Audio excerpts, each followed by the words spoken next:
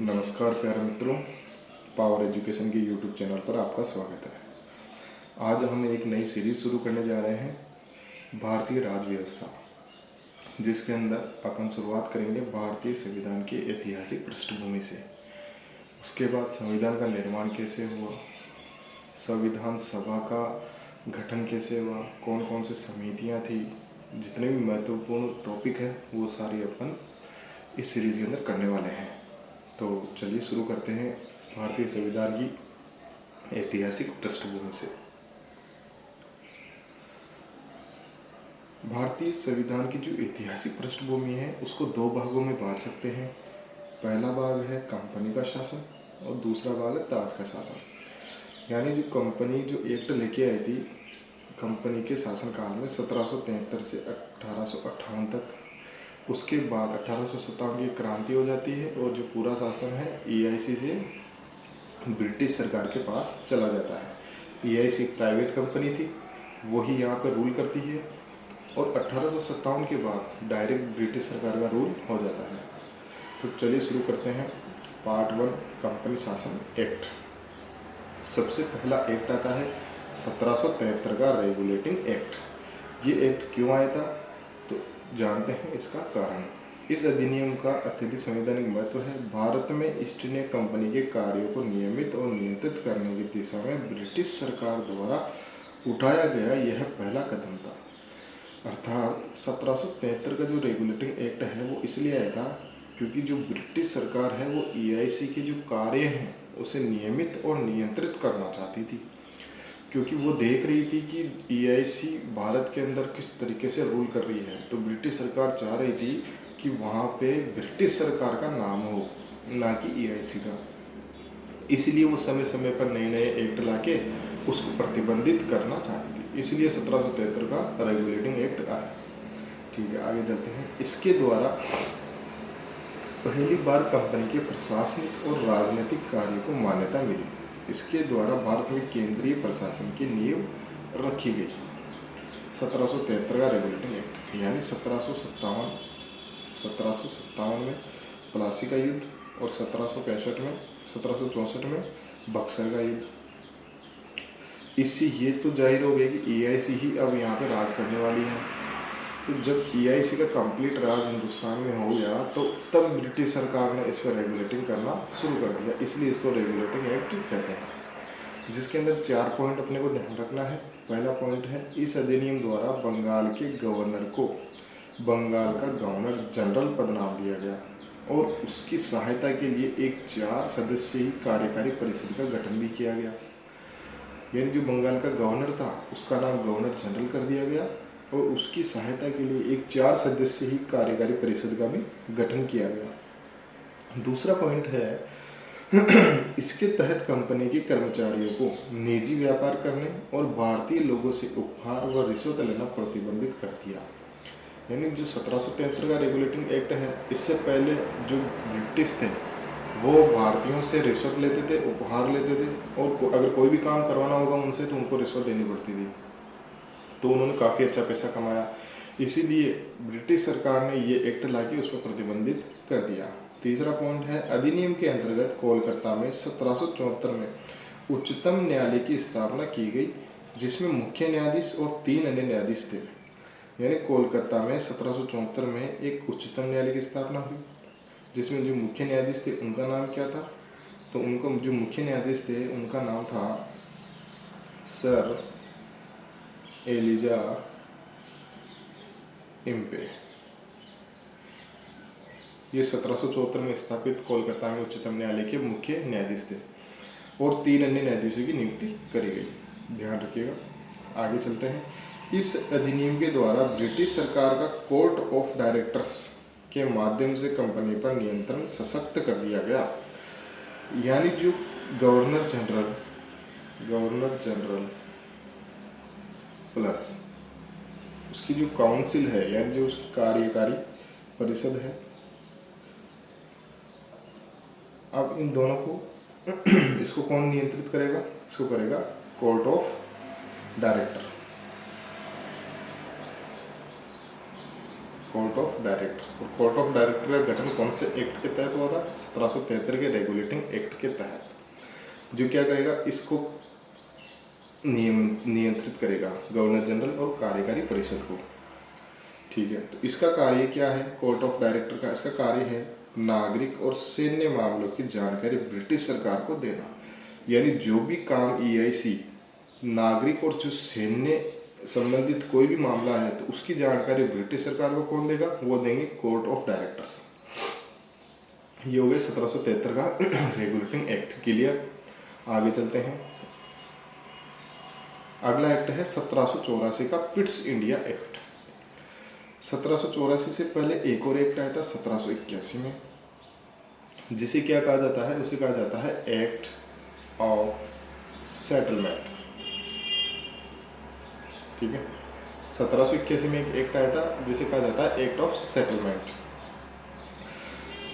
ये क्यों आया था? ये एक्ट ऑफ सेटलमेंट इसलिए इसको कहते हैं क्योंकि जो 1773 में जो एक्ट आया था उसमें कुछ कमियां थी, तो उस कमियों को दूर करने के लिए 1781 में एक्ट ऑफ सेटलमेंट लाया गया। तो 1784 का पिट्स इंडिया एक्ट देखते हैं। रेगुलेटिंग एक्ट 1773 की कमियों को दूर करने के लिए ब्रिटिश संसद ने एक संशोधित अधिनियम 1781 में पारित किया, जिसे एक्ट ऑफ सेटलमेंट के नाम से भी जाना जाता है। ठीक है, ये जैसे मैंने आपको बता दिया पहले। इसके बाद एक अन्य महत्वपूर्ण अधिनियम पिट्स इंडिया एक्ट 1784 अस्तित्व में आया। तो 1784 की 4 महत्वपूर्ण बातें हैं जो देख लेते हैं। पहला पॉइंट है, इसने कंपनी के राजनीतिक और वाणिज्यिक कार्य को पृथक कर दिया। यानी जो पॉलिटी है इसकी, जो मतलब रूल जो करते हैं ये, तो राजनीतिक जो कार्य है, राजनीतिक कार्य अलग कर दिए गए और जो बिजनेस संबंधित कार्य हैं वो अलग कर दिए गए 1784 के पिट्स इंडिया एक्ट के तहत। ध्यान रखिएगा। दूसरा पॉइंट देखते हैं, इसमें निदेशक मंडल को कंपनी के व्यापारिक मामलों के अधीक्षक की अनुमति तो दे दी, लेकिन राजनीतिक मामलों के प्रबंधन के लिए नियंत्रण बोर्ड नाम से एक नए निकाय का गठन किया गया। अब इसमें जो निदेशक मंडल है, यानी जो कोर्ट ऑफ डायरेक्टर्स है, कंपनी के व्यापारिक मामलों के अधीक्षक की अनुमति उनको थी। ठीक है, लेकिन अगर राजनीतिक मामलों की बात करें तो उनके लिए 1784 में एक बोर्ड ऑफ कंट्रोल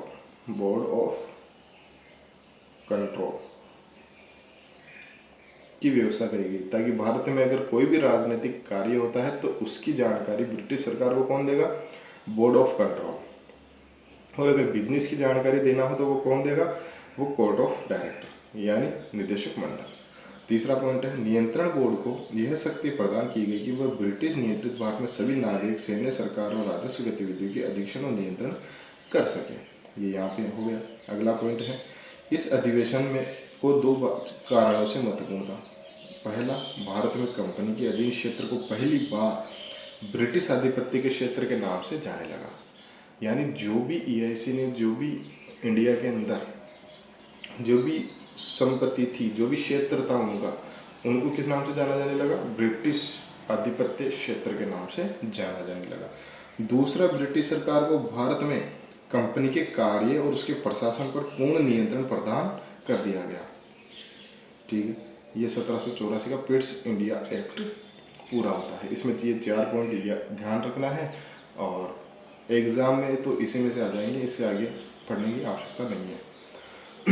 आगे चलते हैं। 1813 का चार्टर एक्ट। 1813 का चार्टर एक्ट क्या कहता है? इसमें 4 महत्वपूर्ण बातें हैं। ठीक है, एक तो 1 लाख रुपए आपको ध्यान रखना है। 1 लाख रुपए शिक्षा के लिए पास करे गए थे यहाँ पे। इस एक्ट में 1 लाख रुपए शिक्षा के लिए। दूसरा पॉइंट ध्यान रखना है इसमें कि जो EIC है उसकी मोनोपोलॉजी समाप्त कर दी गई। केवल चीन के साथ और चाय के साथ व्यापार में मोनोपोलॉजी अभी भी बनी रही। तीसरा है 20 वर्षों के लिए और कंपनी का शासन बढ़ा दिया गया, यानी वो राजनीतिक कार्य, वाणिज्यिक कार्य दोनों कर सकती है। 20 वर्षों के लिए और बढ़ा दिया गया। चौथा पॉइंट अगर इसमें ध्यान रखें तो अगर कंपनी को जो भी प्रॉफिट होगा उसका 10.5% वह अपने शेयर होल्डर्स को देगी, यानी वह जो कंपनी की जो भागीदार हैं उनमें वितरित करेगी। तो ये 4 पॉइंट महत्वपूर्ण है 1813 एक्ट में। तो चलिए पढ़ लेते हैं। 1813 के चार्टर एक्ट द्वारा कंपनी का भारतीय व्यापार पर एकाधिकार समाप्त कर दिया गया, यद्यपि उसके चीन के साथ व्यापार और चाय के व्यापार का एकाधिकार चलता रहा। ये अपन ने पढ़ लिया ऊपर। कंपनी को और अगले 20 वर्ष के लिए भारतीय प्रदेशों पर तथा राजस्व पर नियंत्रण का अधिकार दिया गया। ठीक है। भारत में अंग्रेजी साम्राज्य, जैसा मैंने बताया ऊपर, कंपनी के भागीदारों को भारतीय राजस्व से 10.5% लाभांश देने का निश्चय किया गया। और चौथा पॉइंट है 1,00,000 रुपये वार्षिक शिक्षा में सुधार, साहित्य के सुधार एवं पुनरुत्थान के लिए भारतीय प्रदेशों में विज्ञान और प्रगति के लिए खर्च करने का प्रावधान किया गया। तो ये अपना 1813 का चार्टर एक्ट यही समाप्त होता है। ये 4 पॉइंट महत्वपूर्ण हैं जिसे अपने को ध्यान रखना है। चलिए आगे चलते हैं। 1833 का चार्टर अधिनियम। 1833 का चार्टर अधिनियम क्या कहता है, ये ध्यान रखना है। 1833 के चार्टर के जब अधिनियम आया तो उस टाइम भारत में गवर्नर जनरल कौन था? तो उस टाइम था लॉर्ड विलियम बेटिंग। कौन था? Lord William Bentinck. चलिए पढ़ लेते हैं। इसमें पहला पॉइंट है बंगाल के जो गवर्नर जनरल है को भारत का गवर्नर जनरल बना दिया गया, जिसमें सभी नागरिक और सैन्य शक्तियां निहित थी। यानी जो लॉर्ड विलियम बेटिंग थे, ये पहले कौन थे? ये थे बंगाल के गवर्नर जनरल, और अब इनको क्या बना दिया गया? भारत का गवर्नर जनरल। तो जब भारत का गवर्नर जनरल बना दिया गया तो जो मद्रास और बॉम्बे प्रेसिडेंसी है तो उनकी जो विधायी शक्तियाँ हैं वो इनके पास आ गई और वो विधायी शक्तिहीन हो गए। ठीक है, आगे पढ़ लेते हैं। पहली बार एक ऐसी सरकार का निर्माण किया गया जिसमें ब्रिटिश कब्जे वाले संपूर्ण भारतीय क्षेत्र पर पूर्ण नियंत्रण था। लॉर्ड विलियम बेटिंग भारत के प्रथम गवर्नर जनरल थे, जैसा अपन ने पढ़ा। दूसरा पॉइंट है मद्रास और बम्बई के गवर्नर को विधायिका संबंधी शक्ति से वंचित कर दिया गया। भारत के गवर्नर जनरल को पूरे ब्रिटिश भारत में विधायिका के असीमित अधिकार प्रदान कर दिए गए। इसके अंतर्गत पहले बनाए गए कानूनों को नियामक कानून कहा गया और नए कानून के तहत बने कानूनों को एक्ट या अधिनियम कहा गया। तो ये चीज़ का ध्यान रखना है अपने को। 1833 में बंगाल के गवर्नर जनरल का नाम बदल के क्या रखा गया? भारत का गवर्नर जनरल। और ऐसे शख्स पहले कौन से थे? वो थे लॉर्ड विलियम बेटिंग, जो पहले बंगाली गवर्नर जनरल भी थे और उसके बाद भारत के गवर्नर जनरल बन गए। भारत के गवर्नर जनरल बनने के बाद जो बंगाल और बॉम्बे की प्रेसिडेंसी की जो विधायी शक्तियाँ थी वो भारत के गवर्नर जनरल के पास चली गई। ये इतनी सी बातें ध्यान रखनी है। तीसरा पॉइंट है ईस्ट इंडिया कंपनी को एक व्यापारिक निकाय के रूप में की जाने वाली गतिविधियों को समाप्त कर दिया गया। ईस्ट इंडिया कंपनी का कंप्लीट मोनोपोली समाप्त कर दी गई। उसका बिजनेस जो ट्रेड वो करती थी भारत में उसको समाप्त कर दिया गया। ठीक है, और लेकिन उसको एक राजनीतिक निकाय बना दिया कि आप भारत के अंदर रूल कर सकते हैं, शासन करो, लेकिन आप व्यापार नहीं कर सकते। ठीक है, व्यापार की मोनोपोली आपकी समाप्त की जाती है, की जाने वाली गतिविधि समाप्त कर दिया। आगे देखते हैं। अब यह विशुद्ध रूप से प्रशासनिक निकाय बन गया। इसके तहत कंपनी के अधिकार वाले क्षेत्र ब्रिटिश राजशाही और उसके उत्तराधिकारियों के विश्वास के तहत ही कब्जे में रह गए। ठीक है, आगे देखते हैं। चौथा पॉइंट है, ये इतना महत्वपूर्ण नहीं है यहाँ पे, तो आप इसको इग्नोर भी कर सकते हैं। बस इतना ध्यान रखिएगा कि व्यापारिक निकाय के रूप में की जाने वाली गतिविधियों को समाप्त कर दिया गया। चार्टर एक्ट 1833 ने सिविल सेवकों के चयन के लिए खुली प्रतियोगिता आयोजन शुरू करने का प्रयास किया। इसमें कहा गया कि कंपनी में भारतीयों की किसी पद, कार्यालय और रोजगार को हासिल करने से वंचित नहीं किया जाएगा। हालांकि कोर्ट ऑफ डायरेक्टर्स के विरोध के कारण इस प्रावधान को समाप्त कर दिया गया। 1833 में ही भारतीयों के लिए सिविल सेवकों की खुली भर्ती के लिए प्रावधान किया गया था, लेकिन कोर्ट ऑफ डायरेक्टर ने उसका विरोध किया, इसलिए वो लागू नहीं हो पाया। लेकिन 1853 में ऐसा हो जाएगा। 1853 के अंदर भारतीयों के लिए खुली प्रतियोगिता शुरू कर दी जाएगी, जिसके लिए एक मेकाले समिति का गठन किया जाएगा जो भारतीय सिविल सेवकों की भर्ती का प्रावधान करेगी। तो चलिए आगे चलते हैं। अगला एक्ट कौन सा है? अगला एक्ट है 1853 का चार्टर अधिनियम। तो चलिए इसको भी पढ़ लेते हैं। पहला पॉइंट है, पहली बार गवर्नर जनरल की परिषद के विधायी एवं प्रशासनिक कार्यों को अलग कर दिया गया। इसके तहत परिषद में 6 नए पार्षद और जोड़े गए। इन्हें विधान पार्षद कहा गया। देखिए सीधी सी बात है, 1853 में क्या हुआ, एक भारतीय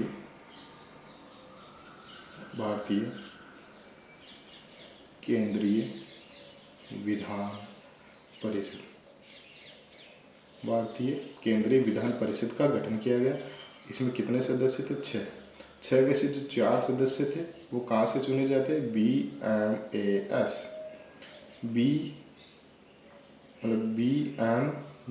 और A, यानी बंगाल, मुंबई, मद्रास, एम से मद्रास, बॉम्बे और आगरा। ठीक है, यहाँ से ये जो 4 सदस्य यहाँ से चुने जाते थे इसके अंदर। और ये जो सदस्य होते हैं इनको क्या कहा जाता है? पार्षद। और जो भारतीय केंद्रीय विधान परिषद का जो गठन हुआ, इसमें क्या होता है कि विधायी जो प्रशासनिक कार्य हैं उन दोनों को अलग कर दिया गया, यानी कानून अलग बनाएगा और प्रशासन अलग होगा। तो इस तरीके से इनको अलग कर दिया गया। दूसरा पॉइंट है सिविल सेवकों की भर्ती और चयनित तो खुली प्रतियोगिता व्यवस्था को शुभारंभ किया गया। इस प्रकार विशिष्ट सिविल सेवा भारतीय नागरिकों के लिए खोल दी गई। इसके लिए 1854 में मैकाले समिति की नियुक्ति की गई। तो ये पॉइंट ध्यान रखिएगा, सिविल सेवकों की भर्ती कब से शुरू हुई? 1853 से। और कौन सी समिति की सिफारिश पे हुई? मैकाले समिति की। मैकाले समिति का गठन कब हुआ था? 1854 में। ठीक है, इतना ध्यान रखिएगा। तीसरा पॉइंट है कंपनी के शासन को विस्तारित कर दिया गया और भारतीय क्षेत्र को इंग्लैंड राजशाही के विश्वास के तहत कब्जे में रखने का अधिकार दिया गया। लेकिन पूर्व अधिनियमों के विपरीत इसमें किसी निश्चित समय का निर्धारण नहीं किया गया था। इससे स्पष्ट था कि संसद द्वारा कंपनी का शासन किसी भी समय समाप्त किया जा सकता था।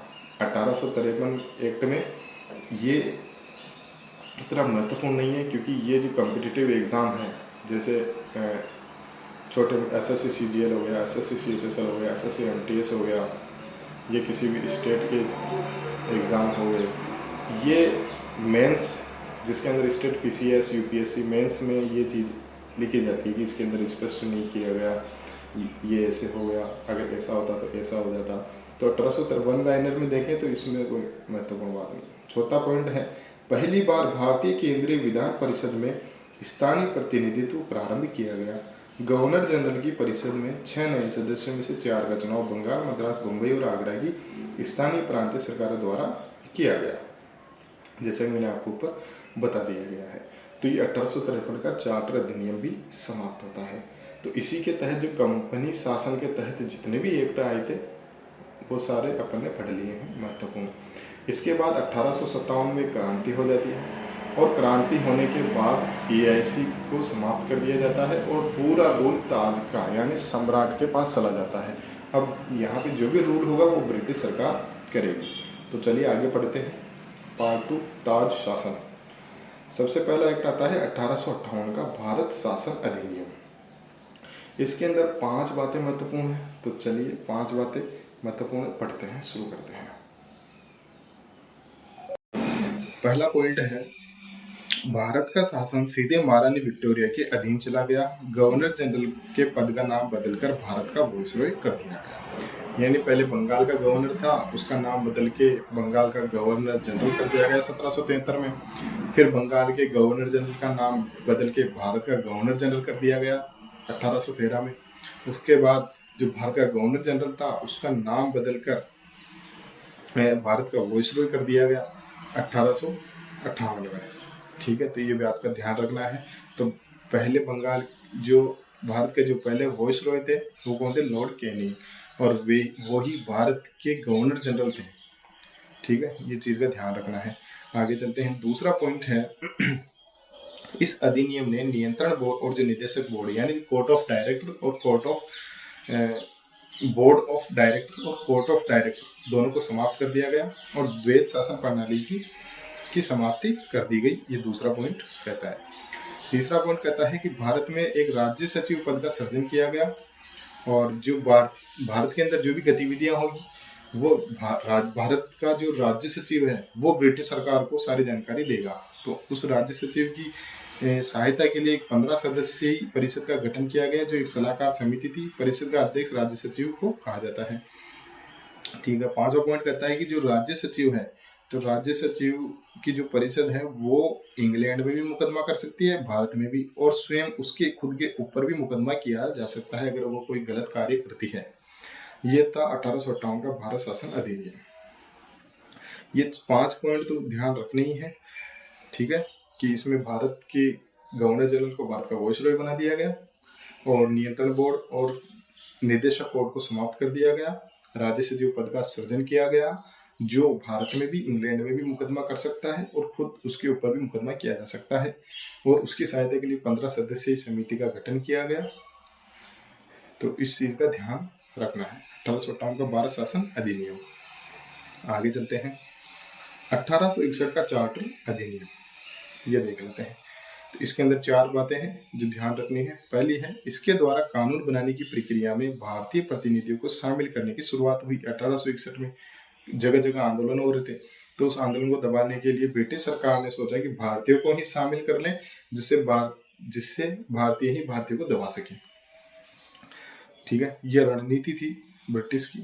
शुरुआत हुई इस प्रकार वाइसरॉय कुछ भारतीयों को परिषद में गैर सरकारी सदस्यों के रूप में नामांकित कर सकता था। तो 1862 में लॉर्ड कैनिंग ने क्या किया, 3 सदस्यों को मनोनीत किया, बनारस के राजा, पटियाला के महाराजा और सर दिनकर राव को विधान परिषद में मनोनीत किया। विधान परिषद 1853 एक्ट के तहत गठित की गई थी। दूसरा पॉइंट है, इस अधिनियम में मद्रास और बम्बई प्रेसिडेंसियों को विधायी शक्तियों को पुनः देकर विकेंद्रीकरण की शुरुआत की गई। यानी 1833 में जो बॉम्बे और मद्रास की प्रेसिडेंसियों की जो विधायी शक्तियां हैं वो भारत के गवर्नर जनरल के पास चली गई थी, वो वापस आके 1861 में वापस उनको दे दी जाती है और विकेंद्रीकरण की शुरुआत हो जाती है। इस प्रकार अधिनियम में रेगुलेटिंग एक्ट 1773 में जो केंद्रीकरण की प्रवृत्ति शुरू हुई थी उसको उलट के 1861 में विकेंद्रीकरण कर दिया गया। विधायी विकास निधि कानून 1937 से प्रांतों को आंतरिक स्वायत्ता हासिल हो सकी। तो ये पढ़ लेना है।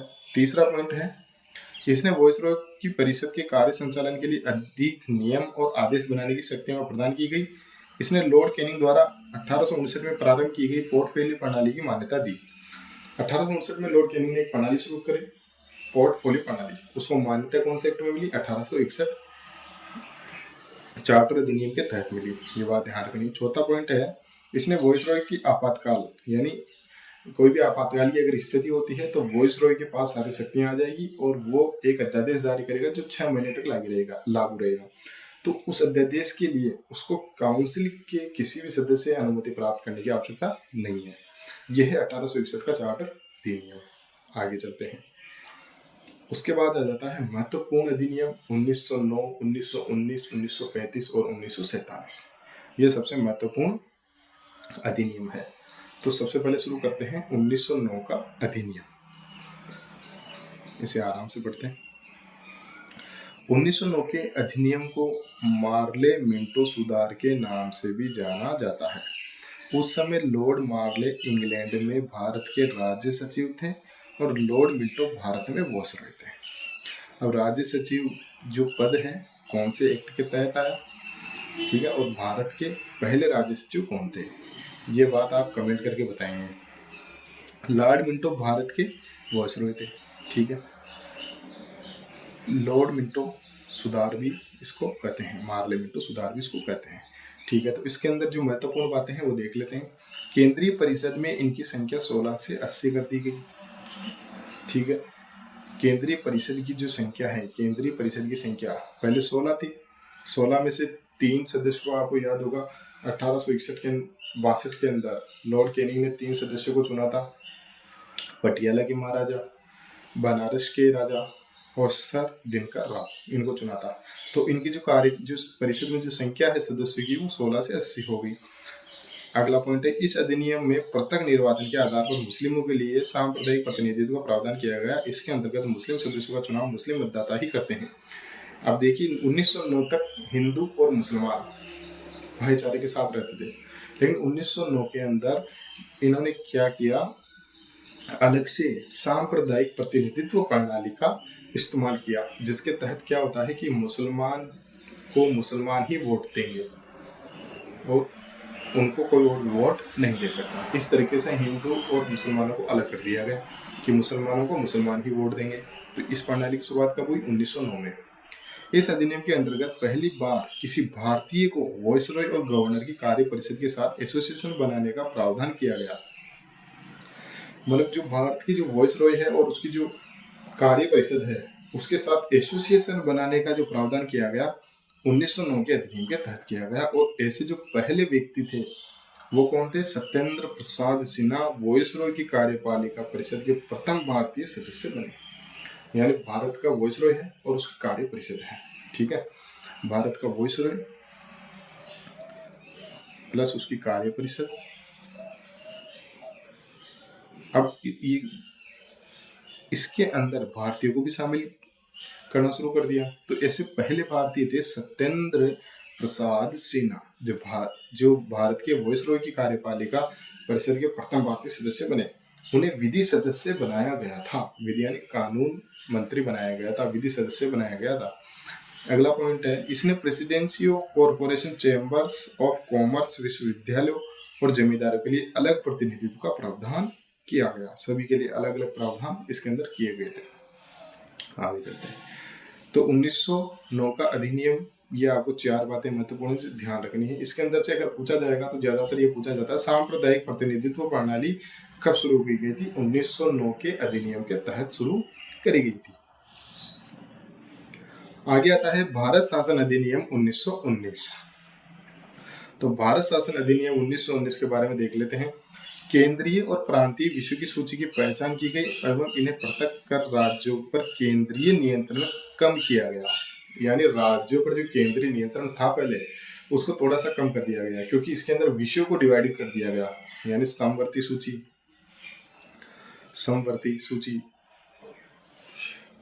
राज्य सूची और केंद्र सूची, जो विषयों को अलग अलग कर दिया गया, जिससे जो राज्य जो केंद्र पर डिपेंड थे वो थोड़ा सा उनका नियंत्रण थोड़ा कम हो गया।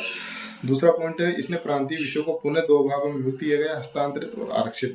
जो प्रांतीय विषय थे यानी जो राज्यों के जो विषय थे उनको भी 2 भागों में विभाजित कर दिया गया, एक तो हस्तांतरित और एक आरक्षित। तो हस्तांतरित कौन से होते हैं ये देख लेते हैं।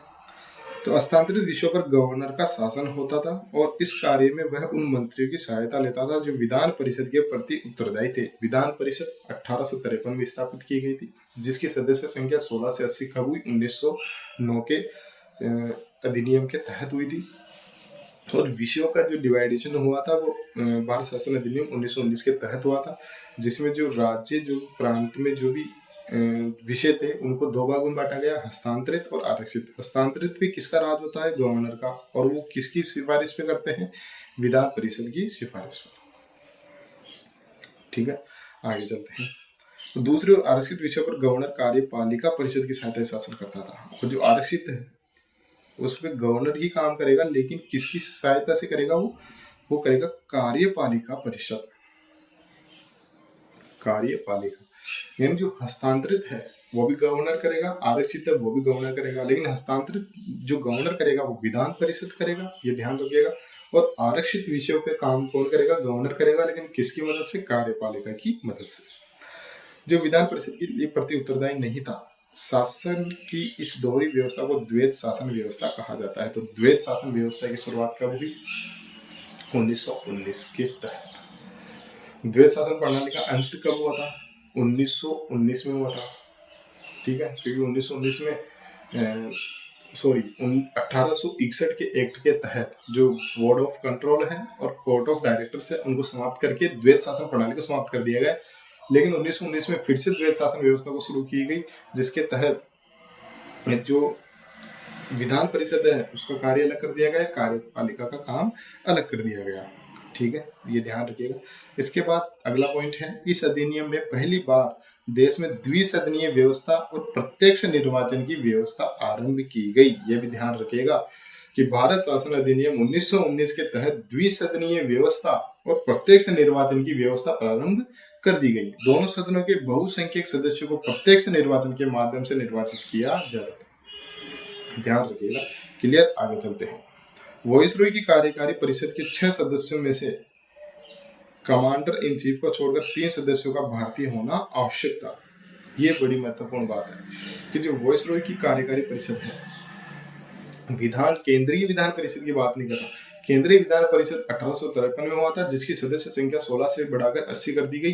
कब करी? 1909 में। ये है वॉइसरॉय की कार्यकारी, यानी वॉइसरॉय की काउंसिल। गवर्नर काउंसिल के जो सदस्य संख्या थी, 6 सदस्य थे। तो इन 6 सदस्यों में से 3 सदस्यों का भारतीय होना अनिवार्य कर दिया गया भारत शासन अधिनियम 1919 के तहत। चलिए और आगे चलते हैं। इस कानून ने संपत्ति कर या शिक्षा के आधार पर सीमित संख्या लोगों को मताधिकार प्रदान किया गया। अब इसके अंदर भेदभाव ऐसे हुआ कि संपत्ति के आधार पर जो धनवान है उनको ही मत दिया गया, मताधिकार का अधिकार दिया गया कि जो धनवान है वो ही मत दे सकते हैं, वही वोटिंग कर सकते हैं और दूसरे नहीं कर सकते। यह शिक्षा के आधार पर सीमित संख्या में लोगों को मताधिकार प्रदान किया गया, यानी जिसके पास संपत्ति है या उच्च शिक्षा है तो वो ही वोट दे सकते हैं और नहीं दे सकते।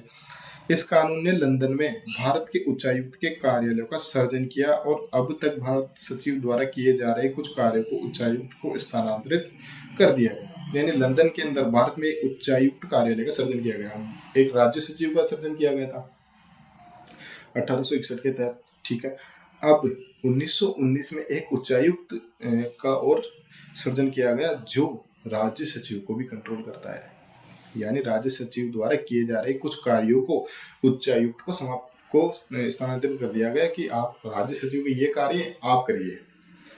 ठीक है, अगला पॉइंट है, इसमें एक लोक सेवा आयोग का गठन किया गया। अतः 1926 में सिविल सेवकों की भर्ती के लिए केंद्रीय लोक सेवा आयोग का गठन किया गया। लोक सेवा आयोग का गठन किया गया, तो ये चीज ध्यान रखनी है कि लोक सेवा आयोग का गठन कब हुआ? 1926 में। ठीक है, और कौन से एक्ट के तहत हुआ? ये हुआ 1919 भारत शासन अधिनियम के तहत। अच्छा, 1919 भारत शासन अधिनियम को और किस नाम से जाना जाता है? इसको और दूसरे नाम से जाना जाता है, मॉन्टेग्यू जेम्स फोर्ड के नाम से भी जाना जाता है। ठीक है, तो लोक सेवा आयोग का गठन 1919 के तहत हुआ है और केंद्रीय लोक सेवा आयोग का जो गठन हुआ है किसके तहत हुआ है? 1919 के तहत। कब हुआ है? 1926 में। इसने पहली बार केंद्रीय बजट को राज्यों के बजट से अलग कर दिया गया और राज्य विधानसभाओं को अपना बजट स्वयं बनाने के लिए अधिकृत किया गया। केंद्र अपना बजट अलग बनाएंगे, राज्य अपना बजट अलग बनाएंगे और जो राज्य अपना बजट बनाएंगे वो विधानसभाएं बनाएंगी। ठीक है, अगला पॉइंट है, इसके अंतर्गत एक वैधानिक आयोग का गठन किया गया जिसका कार्य 10 वर्ष बाद जांच करने के बाद अपनी रिपोर्ट प्रस्तुत करेगा। एक आयोग बनाया था, एक साइमन आयोग बनेगा जो 10 साल बाद बनेगा, यानी 1919 में बनेगा तो ये 1929 में अपनी रिपोर्ट प्रस्तुत करेगा कि 10 साल में इस एक्ट के द्वारा कौन कौन से कार्य हुए हैं और उसके क्या प्रभाव है। लेकिन ये 10 साल से पहले ही आ जाता है, एटलीस्ट 1927 के अंदर ये भारत आ जाता है। 1928 में जब ये भारत पहुंचता है तो साइमन गो बैक से इसका बहिष्कार किया जाता है। तो इसको भी अपन पढ़ेंगे, हिस्ट्री के अंदर पढ़ेंगे, बहुत अच्छे से पढ़ेंगे डिटेल में। आगे चलते हैं, आगे है भारत शासन अधिनियम 1935। ये बहुत महत्वपूर्ण है, कई बार बहुत बार इससे प्रश्न पूछे जाते हैं। तो भारत शासन अधिनियम 1935, चलिए शुरू करते हैं। यह अधिनियम भारत में पूर्ण उत्तरदायी सरकार के गठन में एक मील का पत्थर साबित हुआ। पहला पॉइंट है, ठीक है, पूर्ण उत्तरदायी सरकार के गठन में। यह एक लंबा और विस्तृत दस्तावेज था जिसमें 321 धाराएं हैं। ठीक है, मैं इसको अंडरलाइन कर देता हूँ जो आपको ध्यान रखना है। इसमें 321 धाराएं हैं और 10 अनुसूचियां थी। ठीक है, इस अधिनियम ने केंद्र और इकाइयों के बीच 3 सूचियां, ये 3 सूचियां ध्यान रखनी है, इसमें संघीय सूची, राज्य सूची और समवर्ती सूची, इसका प्रावधान किया गया। यानी इसके अंदर केंद्र और इकाई के बीच में जो सूचियां हैं उनको डिवाइड किया गया, संघीय सूची, समवर्ती सूची और राज्य सूची। जो संघीय सूची थी उसमें 59 विषय, राज्य सूची में 54 और समवर्ती सूची में 36 विषय के आधार पर शक्तियों का बंटवारा कर दिया गया। अवशिष्ट शक्तियां वायसरॉय को दे दी गई। हालांकि यह संघीय व्यवस्था अभी अस्तित्व में नहीं आई क्योंकि देशी रियासतों ने इसमें शामिल होने से इनकार कर दिया, यानी देशी रियासतों ने इसमें शामिल नहीं हुए, इसलिए ये लागू नहीं हो पाई कि इसी के अंदर विश्व का वितरण किया गया। ठीक है, इसने प्रांतों में द्वैत शासन व्यवस्था को समाप्त कर दी तथा प्रांतीय स्वायत्ता का शुभारंभ किया गया। राज्य को अपने दायरे में रहकर स्वायत्ता तरीके से 3 पृथक क्षेत्रों में शासन का अधिकार दिया गया। इसके आंतरिक अधिनियम ने राज्य में उत्तरदायी सरकार की स्थापना की, अर्थात गवर्नर को राज्य विधान परिषदों के लिए उत्तरदायी मंत्रियों की सलाह पर काम करना आवश्यक कर दिया गया। यह व्यवस्था 1937 में शुरू की गई और 1939 में से समाप्त कर दिया गया। जो महत्वपूर्ण बात है, इसमें प्रांतों में द्वैत शासन व्यवस्था समाप्त कर दी थी। प्रांतों में द्वैत शासन व्यवस्था समाप्त कब हुई थी? 1935 में, तथा प्रांतीय सभ्यता का शुभारंभ हो गया था। यह व्यवस्था 1937 में शुरू की गई और 1939 में इसको समाप्त कर दिया गया। ये बात ध्यान रखना है। आगे चलते हैं। इसने केंद्र में द्वैत शासन प्रणाली का शुभारंभ किया। परिणामतः मतलब प्रांतों में तो द्वैत शासन समाप्त हो गया 1935 में, लेकिन जो केंद्र में द्वैत शासन है वो शुरुआत हो गया। केंद्र में द्वैत शासन प्रणाली का शुभारंभ किया गया।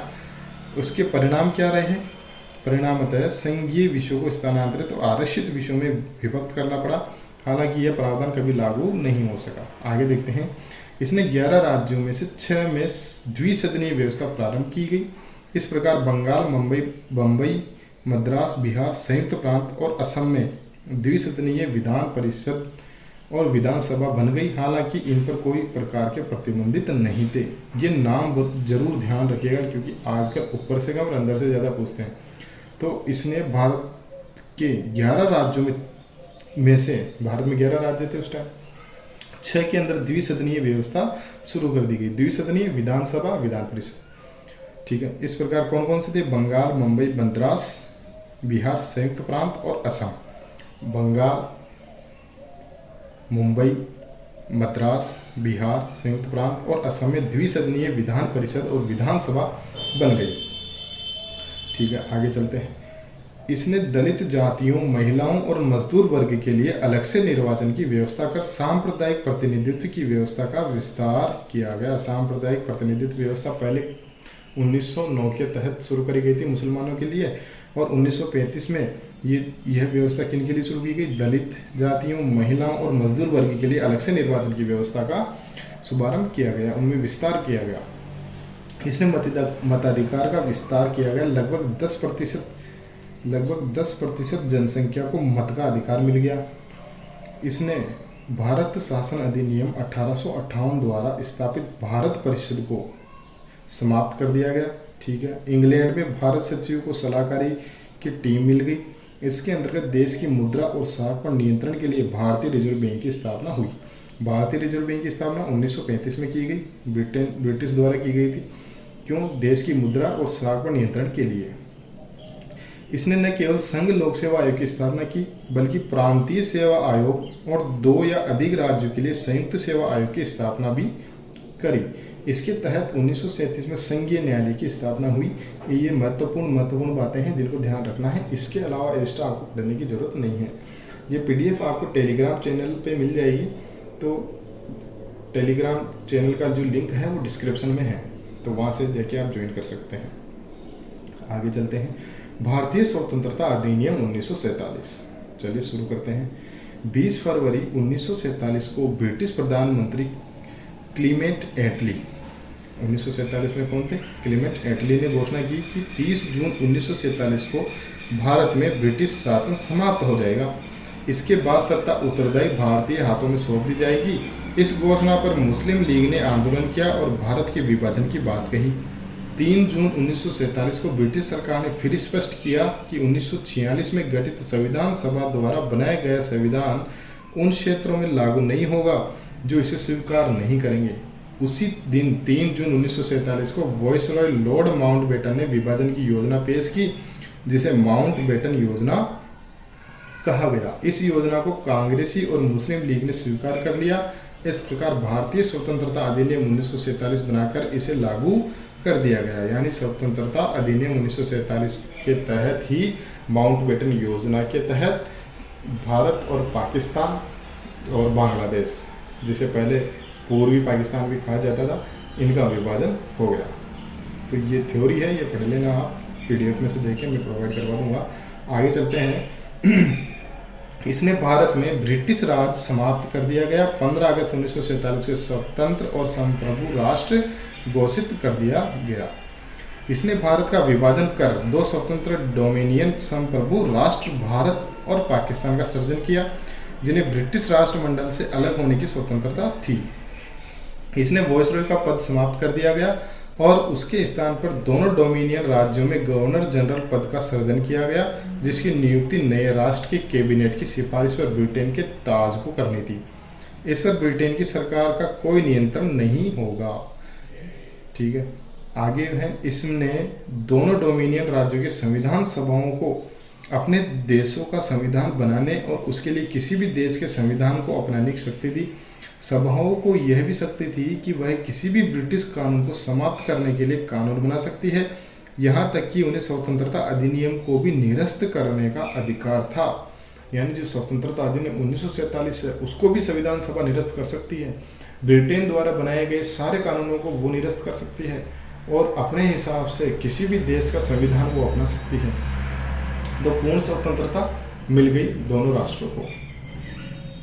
इसने दोनों डोमिनियन राज्यों की विधानसभाओं को यह शक्ति प्रदान की कि वे नए संविधान का निर्माण एवं कार्यान्वित होने तक अपने अपने संबंध क्षेत्रों के लिए विधानसभा बना सकती है। 15 अगस्त 1947 के बाद ब्रिटिश संसद में पारित हुआ कोई भी अधिनियम दोनों डोमिनियन के ऊपर तब तक लागू नहीं होगा जब तक कि दोनों डोमिनियन इस कानून को मानने के लिए कानून नहीं बना लेते। यानी अगर ब्रिटेन में कोई भी कानून बनेगा तो ना वह भारत में लागू हो ना पाकिस्तान में लागू होगा। अगर भारतीय चाहते हैं या पाकिस्तानी चाहते हैं कि ये लागू हो तो ही लागू होगा, अदरवाइज नहीं होगा। इस कानून ने ब्रिटेन में भारत सचिव का पद समाप्त कर दिया। इसकी सभी शक्तियां राष्ट्रमंडल मामलों के राज्य सचिव को स्थानांतरित कर दी गई। इसने 15 अगस्त 1947 से भारतीय रियासतों पर ब्रिटिश संप्रभुता की समाप्ति की घोषणा की।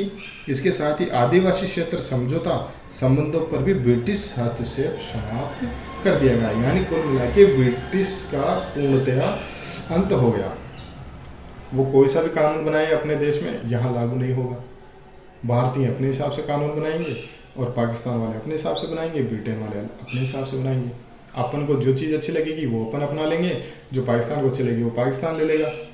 तो पूर्ण स्वतंत्रता मिल गई 15 अगस्त 1947 को। तो ये इस अधिनियम के तहत कही गई बातें हैं। आगे और देखते हैं इसमें और क्या क्या कहा गया है। इसने भारतीय रियासतों को यह स्वतंत्रता दी कि वह चाहे भारतीय डोमिनियन हो या पाकिस्तान डोमिनियन के साथ मिल सकते हैं या स्वतंत्र रह सकते हैं। भारतीय रियासतें या तो पाकिस्तान में चल जाएं या भारत में रह जाएं, वो स्वतंत्र है, या स्वतंत्र रहना चाहें स्वतंत्र रह जाएगी। तो इस प्रकार का इस अधिनियम ने नया संविधान बनाने की एक प्रत्येक डोमिनियन में शासन संचालित करने एवं भारत शासन अधिनियम 1935 के तहत उनकी प्रांतीय सभाओं में सरकार चलाने की व्यवस्था की। हालांकि दोनों डोमिनियन राज्यों को इस कानून में सुधार करने का अधिकार था। ये तो स्वतंत्र हो गए तो अधिकार तो है ही। इसने ब्रिटिश शासन को विधेयकों पर मताधिकार और उन्हें स्वीकृत करने के अधिकार से वंचित कर दिया गया, लेकिन ब्रिटिश शासन के नाम पर गवर्नर जनरल को किसी भी विधेयक को स्वीकार करने का अधिकार प्राप्त था। इसने शाही उपाधि से भारत का सम्राट शब्द समाप्त कर दिया गया। यानी भारत का सम्राट जो ब्रिटिश यूज करते थे अपने लिए, उसको शब्द को समाप्त कर दिया गया। इसके अंतर्गत भारत के गवर्नर जनरल एवं प्रांतीय गवर्नरों के राज्यों का संवैधानिक प्रमुख नियुक्त किया गया। इन्हें सभी मामलों पर राज्यों की मंत्रिपरिषद के परामर्श पर कार्य करना होता है। जैसे आज का जो राज्यपाल करता है वही काम ये प्रांतीय गवर्नर राज्यों के संवैधानिक प्रमुख नियुक्त किया गया।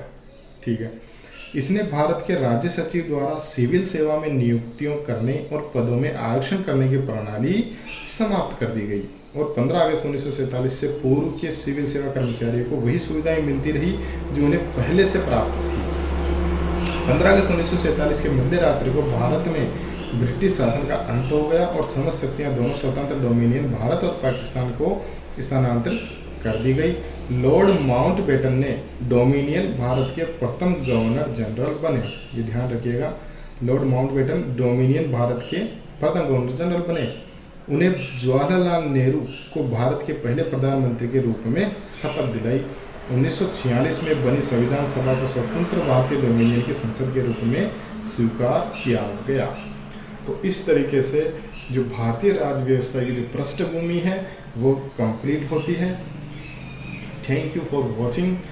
तो अगर आपको ये वीडियो अच्छा लगे तो इसको लाइक, शेयर और सब्सक्राइब करें। और अगर किसी भी प्रकार की कोई डाउट है तो आप कमेंट कर सकते हैं, आपको इसका रिप्लाई ज़रूर मिलेगा। और अगर आपको ये PDF चाहिए तो टेलीग्राम चैनल पे मिल जाएगी, लिंक डिस्क्रिप्शन में है। धन्यवाद।